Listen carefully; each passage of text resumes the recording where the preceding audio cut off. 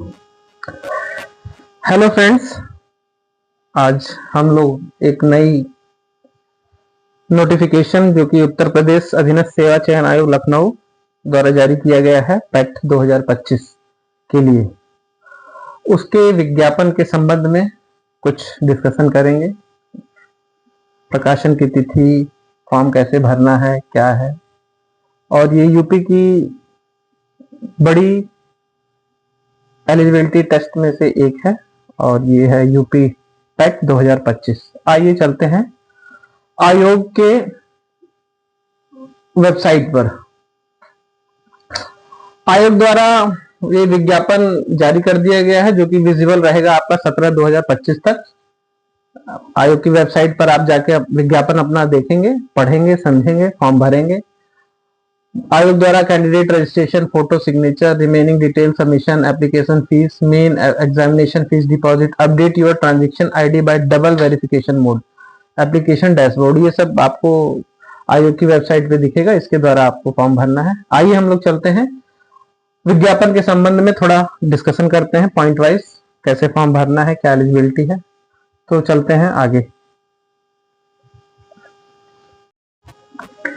Hello friends, आइए आयोग उत्तर प्रदेश अधीनस्थ सेवा चयन आयोग द्वारा लखनऊ द्वारा जो विज्ञापन संख्या 1/25 पैट 2025 के संबंध में विज्ञापन जो दिया गया है उसके संबंध में डिस्कशन करते हैं। विज्ञापन प्रकाशन आपका 2/5 को हो गया है। आप 14/5 तक अपना शुल्क जमा कर सकते हैं और पंजीकरण शुल्क जमा करने, ऑनलाइन आवेदन सबमिट करने की तिथि है आपकी 17/6। शुल्क समायोजन एवं आवेदन में संशोधन आप 24/6 तक कर सकते हैं। तो ये आपकी डेट्स है, इसको ध्यान रखिएगा। आगे चलते हैं, विशेष कथन आयोग का जो है उसको देखें। उपयुक्त विज्ञापन के सापेक्ष आवेदन सबमिट करने व शुल्क जमा करने की अंतिम तिथि 17/6 है। ये देखें, इस तिथि के बाद कोई आवेदन शुल्क स्वीकार नहीं होगा। अभ्यर्थियों के द्वारा आवेदन पत्र का प्रिंट आउट तब तक नहीं निकाला जा सकेगा जब तक उनके द्वारा जमा शुल्क का समायोजन बैंक द्वारा नहीं कर लिया जाता। अतः अभ्यर्थियों के द्वारा बैंक से शुल्क का समायोजन 17/6/2025 तक अथवा उसके पश्चात विलंबतः 7 दिवस के अंदर अर्थात 24/6/2025 तक अनिवार्य रूप से कर लिया जाए। आयोग द्वारा बताया गया है कि आपका जो आपका पेमेंट है वो होना चाहिए बैंक के द्वारा, समायोजन उसका हो जाना चाहिए, नहीं तो आपका प्रिंट नहीं निकलेगा। इसके अलावा आगे चलते हैं, देखें शासनादेश के क्रम में 20/21/2020 के पश्चात उत्तर प्रदेश अधीनस्थ सेवा चयन आयोग की परिधि में आने वाले समूह ग के समस्त पदों पर चयन हेतु चयन संबंधी कार्रवाई द्वितीय परीक्षा प्रणाली के आधार। पहले आपको पेट क्वालिफाई करना है, उसके बाद अलग अलग विभागों से आपके विज्ञापन जारी होंगे। जो लोग पेट क्वालिफाइड होंगे उन्हीं के लिए ये एलिजिबल होंगे। ये द्विस्तरीय प्रणाली यही है। ऑनलाइन आवेदन देखें, जो आपका प्रीलिम्स एग्जाम है 2025 पेट, आयोग की वेबसाइट upssc.gov.in पर ऑनलाइन आवेदन किए जाने होंगे तथा आयोग द्वारा कोई भी आवेदन ऑफलाइन स्वीकार, आपको आवेदन ऑनलाइन करना है। प्रारंभिक अर्हता परीक्षा की अनिवार्यता, ये देखें, द्विस्तरीय परीक्षा प्रणाली प्रभावी होने के पश्चात उत्तर प्रदेश अधीनस्थ सेवा चयन आयोग की परिधि में आने वाले विभिन्न विभागों के नियंत्रण अधीन भिन्न भिन्न प्रकार के रिक्त पदों पर चयन हेतु इच्छुक समस्त अभ्यर्थियों द्वारा प्रारंभिक अर्हता परीक्षा प्रतिभा के आयोग द्वारा जो भी अन्य ऑफिस हैं जहां से वैकेंसीज निकाली जाएंगी उसमें आपको पेट क्वालिफाई होना मस्ट है, आप तभी उसमें बैठ सकते हैं। और आगे देखें, ये परीक्षा क्या है, उत्तर प्रदेश शासन कार्मिक अनुभाग 3 शासनादेश ये है दिनांक 25 के क्रम में समस्त आवेदकों को सूचित किया जाता है कि प्रारंभिक अर्हता परीक्षा का आयोजन वार्षिक रूप से कराया जाएगा, ठीक है, तथा परीक्षा में प्राप्त अंक अगले 3 वर्ष के लिए प्रभावी होंगे। ये आपका 3 वर्ष के लिए प्रभावी रहेगा, तो ये आप देख लें।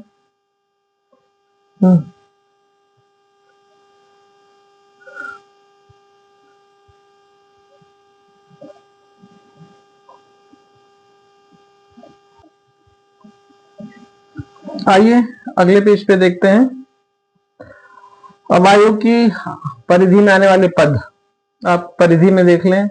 उत्तर प्रदेश अधीनस्थ सेवा चयन आयोग 2014 की धारा 2 में निम्नलिखित उल्लेख किया गया है कि अधिनियम के उपवन में समूह ख से निम्न समूह ग के ऐसे समस्त सीधी भर्ती वाले पदों के संबंध में जिसके अंतर्गत सचिवालय के पद भी और राज्य सरकार द्वारा स्थापित या नियंत्रित किसी बोर्ड या निगम या किसी अन्य कानूनी निकाय में समस्त समूह ग के पदों पर भी लागू होंगे, ठीक है।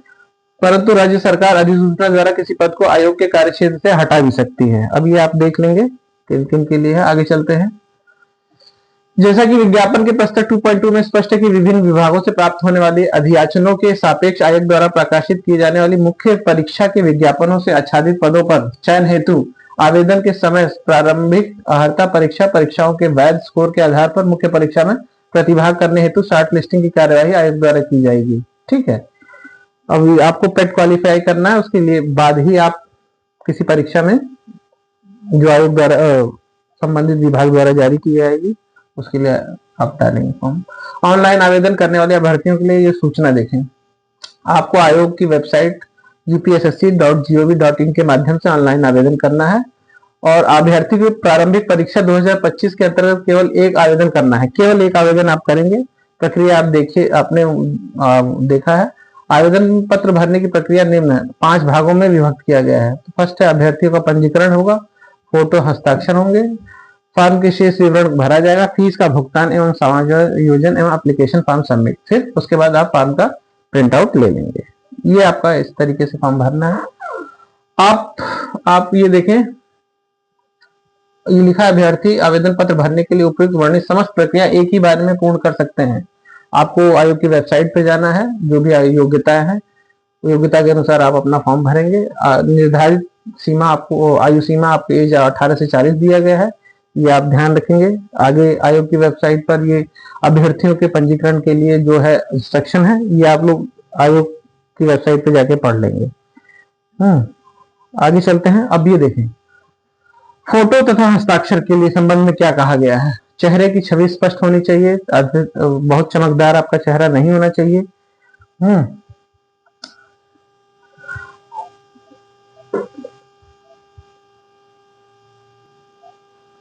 ठीक है, आपका चेहरा स्पष्ट आना चाहिए, कोई बनावटीपन नहीं होना चाहिए, ठुड्डी से शिखर तक साफ दिखता हो, चेहरे के दोनों किनारे साफ होने चाहिए, चश्मा पहनने की स्थिति में आंख साफ दिखाई चाहिए, शीशा रंगीन नहीं होना चाहिए।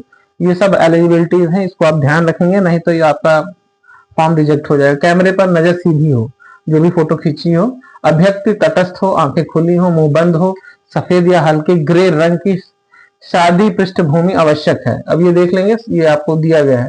फोटो का आकार 3.5 सेंटीमीटर इंटू 4.5 सेंटीमीटर का होना चाहिए, जिसमें फोटो का लगभग 70% भाग चेहरे से, आपका जो फोटो हो उसका 70% भाग होना चाहिए चेहरे का।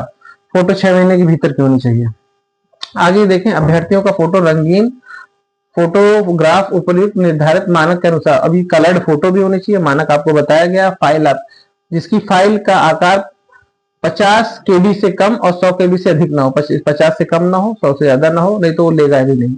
अभ्यर्थी अपना रंगीन फोटो JPG प्रारूप में स्कैन कर अपलोड करेंगे। ठीक है, हस्ताक्षर के संबंध में अभी दिया गया, हिंदी अंग्रेजी दोनों में कर सकते हैं। मानक आपको दिया गया 3.5 से लेकर 1.5 सेंटीमीटर लंबा होना चाहिए, JPG फॉर्मेट होना चाहिए, 30 KB से 50 KB के बीच में होना चाहिए, कैपिटल लेटर में नहीं होना चाहिए। अभ्यर्थी अपने हस्ताक्षर के नीचे स्वयं की हस्तलिखी में हिंदी में अपना नाम अवश्य लिखेंगे। अब ये देख लें, ये लिखा है, क्या कहते हैं कि यह भी स्पष्ट किया जाता है कि अंग्रेजी भाषा के कैपिटल लेटर में हस्ताक्षर अमान्य होंगे।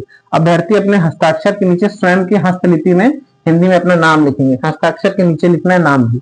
अभ्यर्थी द्वारा 6 माह से पूर्व का फोटोग्राफ, गलत फोटोग्राफ, अस्पष्ट फोटोग्राफ, त्रुटिपूर्ण हस्ताक्षर की फाइल अपलोड करने की स्थिति में आपका आवेदन निरस्त कर दिया जाएगा। आयोग द्वारा साफ साफ बताया गया है, ये सब चीजें ध्यान रखेंगे। अब आपको घोषणा भी डिक्लेरेशन फॉर्म में रहता है, वो देखना है। वेब पेज के निचले हिस्से से अभ्यर्थियों द्वारा की जाने वाली घोषणा का प्रारूप प्रदर्शित होता है। अभ्यर्थियों से अपेक्षा की जाती है कि घोषणा पत्र की अंतर्वस्तु को ध्यानपूर्वक अध्ययन कर लें। यदि घोषणा पत्र से असहमत हो तो यस का चयन करें। घोषणा से असहमत होने की दशा में फॉर्म भरने के आगे की प्रक्रिया स्वतः रुक जाएगी। अगर नो करते हैं तो रुक जाएगा। आप अभ्यर्थियों द्वारा आवेदन के समय अंकित की गई समस्त प्रविष्टियों को प्रीव्यू, आपको फॉर्म भरने से पहले प्रीव्यू पृष्ठ पर देखा जा सकेगा। यदि किसी अंकित प्रविष्टि में कोई संशोधन चाहते हैं तो बैक बटन को क्लिक कर अंकित प्रविष्टियों को संशोधित कर लेंगे। जब अभ्यर्थी आवेदन की अंकित प्रविष्टियों की शुद्धता के विषय में संतुष्ट हो जाए तो सबमिट बटन कर दें। ठीक है, आगे देखेंगे। और सबसे बड़ा, जब तक आपकी फीस सबमिट नहीं होगी, आयोग द्वारा कोई भी फॉर्म स्वीकार्य नहीं होता है। अब देखें क्या है। अभ्यर्थी निर्धारित शुल्क का भुगतान credit debit, internet banking, UPI, SBI का। अब हाँ, केवल एसबीआई के ई चालान के माध्यम से वेबसाइट पर दिए गए निर्देशों का पालन करते हुए कर सकते हैं। ठीक है, आगे देखें। कृपया ध्यान दें कि यदि अभ्यर्थी द्वारा परीक्षा हेतु निर्धारित शुल्क का सफलतापूर्वक भुगतान होने के पश्चात भी आवेदन पत्र प्रदर्शित नहीं हो रहा है, इसका आशय है कि अभ्यर्थी के आवेदन के सापेक्ष उसके आपके सापेक्ष निर्धारित परीक्षा शुल्क का संयोजन, अगर आपका फॉर्म प्रिंट आउट नहीं ले रहा है तो इसका मतलब फीस जो है अभी आपकी अपडेट नहीं हुई है। उस स्थिति में अभ्यर्थी प्रारंभिक अर्हता परीक्षा 2025 के रजिस्ट्रेशन नंबर का प्रयोग करते हुए आयोग की वेबसाइट के होम पेज पर अभी देखें पर एप्लीकांट सेगमेंट के अंतर्गत दिए गए विकल्प update your transaction ID bye double verification पर जाकर लॉगिन करेंगे एवं वेरीफाई ट्रांजेक्शन आईडी बटन का क्लिक करके उपरांत अपने आवेदन पत्र को डाउनलोड और प्रिंट कर सकते हैं। ठीक है, अगर आपका पेमेंट अपडेट नहीं हुआ है तो ऐसे जाके आप अपडेट कर लेंगे, उसके बाद ही आपको फॉर्म सबमिट होगा और फिर निकलेगा। अब आगे देखें, ग्रामीण जिनके पास मोबाइल की सुविधा नहीं है, ई पेमेंट की सुविधा नहीं है, वो लोग क्या करेंगे, ई चालान के माध्यम से भी शुल्क का भुगतान करते हुए एसबीआई की ई चालान डाउनलोड कर एसबीआई की किसी भी शाखा में जाकर निर्धारित शुल्क का भुगतान करेंगे। शुल्क का भुगतान करने के पश्चात अभ्यर्थियों द्वारा एप्लीकांट सेगमेंट के अंतर्गत update your transaction ID bye double verification mode के माध्यम से ई चालान का विवरण भर शुल्क का संयोजन करेंगे। ठीक है, आगे चलते हैं। शुल्क ये हो गया। आगे देखेंगे, आवेदन में आप संशोधन भी कर सकते हैं। अभ्यर्थी अंतिम रूप से आवेदन पत्र को सबमिट करने के उपरांत अपने आवेदन पत्र में संशोधन कर सकते हैं। आवेदन पत्र में संशोधन हेतु अभ्यर्थियों को आयोग की वेबसाइट के होम पेज पे उपलब्ध मॉडिफाई सबमिट एप्लीकेशन पर क्लिक कर वांछित विवरण भरने के उपरांत लॉगिन करेंगे। तत्पश्चात उसके पंजीकृत मोबाइल नंबर, ईमेल पर एक ओटीपी प्राप्त होगा। अभ्यर्थी द्वारा ओटीपी को प्रविष्ट करने के उपरांत ही सबमिट आवेदन पत्र प्रदर्शित होगा। अभ्यर्थियों को अपने पंजीकृत मोबाइल नंबर, ईमेल में किसी प्रकार के संशोधन की अनुमति नहीं होगी, परंतु वह अपने आवेदन पत्र के किसी भी अन्य विवरण में, अब आप अपना फॉर्म को तो आप संशोधित कर सकते हैं लेकिन अपना ईमेल आईडी और मोबाइल नंबर नहीं कर सकते, यह आयोग द्वारा बताया गया है। शैक्षिक अर्हता एलिजिबिलिटी आप देख लें, आपकी जो एजुकेशनल क्वालिफिकेशन है। प्रारंभिक अर्हता परीक्षा 2025 में हाई स्कूल अथवा उसके समकक्ष अर्हता धारित करने वाले अभ्यर्थी आवेदन कर सकते हैं। अतः ऐसे सभी अभ्यर्थी जिनके द्वारा आवेदन पत्र सबमिट करने की अंतिम तिथि से पूर्व हाई स्कूल अथवा उसके समकक्ष अर्हता धारित कर ली गई हो, वे पेट 2025 हेतु आवेदन कर सकते हैं। यानी मिनिमम क्वालिफिकेशन आयोग द्वारा बताई गई है कि आप हाई स्कूल होने चाहिए। आगे देखें, उल्लेखनीय है कि विभिन्न विभागों के नियंत्रणाधीन भिन्न भिन्न प्रकार के संगत पदों के अधियाचन एवं सेवा नियमावली में अर्हता के संबंध में विद्यमान व्यवस्थाओं के अनुसार ही मुख्य परीक्षा के आयोजन हेतु विज्ञापन जारी किए गए। इन विज्ञापनों के सापेक्ष अनिवार्य अर्हता धारित करने वाले अभ्यर्थी जो पेट में सम्मिलित हुए हों एवं उन्हें आयोग द्वारा प्रारंभिक अर्हता परीक्षा का स्कोर कार्ड निर्गत किया गया हो के द्वारा ही मुख्य परीक्षा हेतु ऑनलाइन आवेदन किए जा सकते हैं। इसका कहने का मतलब यह है कि इस पेट के लिए आपको हाई स्कूल होना चाहिए, लेकिन जब आप विभागों द्वारा विज्ञापन जारी किया जाएगा तो उसकी एलिजिबिलिटी अलग होगी, लेकिन उसके लिए है कि आप पेट क्वालिफाई हो तभी आप फॉर्म भरेंगे। आयु सीमा देख लेंगे, पेट 25 के लिए आप 1 जुलाई 2025 आपको डेट दी गई है। न्यूनतम आप 18 और मैक्सिमम 40 वर्ष के हो सकते हैं। और उसके बाद आपको जो गवर्नमेंट के जो नोटिफिकेशंस हैं जिसके अनुसार आपको छूट दी गई है वो भी मिलेगी, वो आप देख लेंगे, आयोग की वेबसाइट पर है। जैसे कि खिलाड़ियों के लिए 5 वर्ष की छूट है, एक्स सर्विसमैन के लिए 3 साल की छूट है, ऐसे है, आप देख लेंगे आप किसमें अगर आपको छूट चाहिए तो आपको उसको देखना पड़ेगा। आगे देखें, यह स्पष्ट किया जाता है कि अभ्यर्थियों को प्रारंभिक अर्हता परीक्षा 2025 के विज्ञापन में उल्लिखित अर्हताओं को धारित करने मात्र से इसके आधार पर प्रकाशित होने वाले विज्ञापनों के सापेक्ष आवेदन करने अथवा चयन हेतु विचार किए जाने का स्वताधिकार नहीं प्राप्त होता है। आयोग द्वारा साफ साफ किया, पेट क्वालिफाई करने से ही नहीं आप एलिजिबल हो जाएंगे। आगे चलते हैं, आरक्षण आयोग द्वारा मुख्य परीक्षा हेतु प्रकाशित किए जाने वाले विज्ञापनों में उत्तर प्रदेश के अद्यावधिक विद्यमान अधिनियम, शासनादेश एवं सेवा नियमावली के अनुसार लंबवत आरक्षण, अनुसूचित जाति जनजाति पिछड़ा वर्ग ईडब्ल्यूएस तथा क्षैतिज आरक्षण जिसमें कि आपका फ्रीडम फाइटर्स, भूतपूर्व सैनिक, दिव्यांगजनों, उत्कृष्ट खिलाड़ियों तथा अनुमान्य होंगे। अब आगे देखें, लिखित परीक्षा के संबंध में विशेष नोट।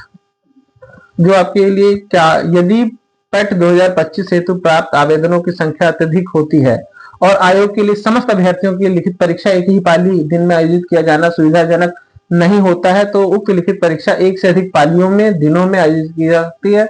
यदि परीक्षा एक से अधिक पालियों दिनों में आयोजित की जाती है तो अभ्यर्थियों के तुलनात्मक मूल्यांकन हेतु स्कोर के नॉर्मलाइजेशन की प्रक्रिया लागू होगी। स्कोर के नॉर्मलाइजेशन की उक्त प्रक्रिया के संबंध में आयोग की सूचना संख्या दिया गया है द्वारा अभ्यर्थियों को पहले ही सूचित किया जा चुका है। अब आयोग में साफ साफ कहा है बच्चे ज्यादा होंगे तो एक से ज्यादा दिनों में, एक से ज्यादा पालियों में आप पे परीक्षाएं होंगी। पेट 2025 की लिखित परीक्षा के कार्यक्रम के संबंध में यथा समय आयोग की आधिकारिक वेबसाइट के माध्यम से आपको सूचित किया जाएगा, आयोग द्वारा बताया गया है। अब स्कोर की जो आपको ये मिलेगा स्कोर कार्ड की वैधता क्या है। उत्तर प्रदेश शासन कार्मिक अनुभाग 3 के शासनादेश संख्या ये है दिनांकित 28/4/25 के क्रम में प्रारंभिक अर्हता परीक्षा में प्राप्त अंक परीक्षा परिणाम आयोग की वेबसाइट पर डाउनलोड किए जाने की तिथि से 3 साल तक प्रभावी रहे। आपके 3 साल तक ये स्कोर कार्ड प्रभावी रहेगा। आगे चलते हैं, आगे देखें।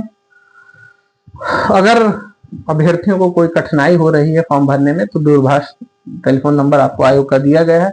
आयोग की वेबसाइट के माध्यम से अथवा किसी भी कार्य दिवस में आयोग कार्यालय में संपर्क कर अपनी कठिनाई समस्या का हल प्राप्त कर सकते हैं। ऐसे पुरुष, अब आगे देखें, जो विवाहित है तथा जिनकी एक से अधिक जीवित पत्नियां अथवा ऐसे महिला अभ्यर्थी जिनसे ऐसे पुरुष से विवाह किया जिनके पहले से ही एक से जीवित पत्नी है पात्र नहीं समझे जाएंगे। ठीक है, अब ये आप देख लेंगे। आगे अभ्यर्थी द्वारा एक से अधिक, ये देखें इंपॉर्टेंट है पॉइंट, अभ्यर्थियों द्वारा एक से अधिक आवेदन करने की तिथि दशा में अंतिम जो आपका फॉर्म सबमिट किया गया आवेदन ही स्वीकार्य होगा, शेष आवेदन आपके निरस्त समझे जाएंगे। तो ये आयोग द्वारा आपको विज्ञापन के संबंध में कुछ आयोग के द्वारा जो भी विज्ञापन प्रकाशन किया गया है उसे आप आयोग की वेबसाइट पे जाकर देखकर पढ़कर फिर अपना फॉर्म सबमिट करें, क्योंकि अगर जानकारी का अभाव रहेगा तो आगे आपकी एलिजिबिलिटी में दिक्कत आ सकती है। तो आप आयोग की वेबसाइट पे जाके फॉर्म भरें, सफल हों, यही शुभकामनाओं के साथ आप अपना एलिजिबिलिटी फॉर्म भरें और मेरे चैनल को लाइक करें, सब्सक्राइब करें, शेयर करें।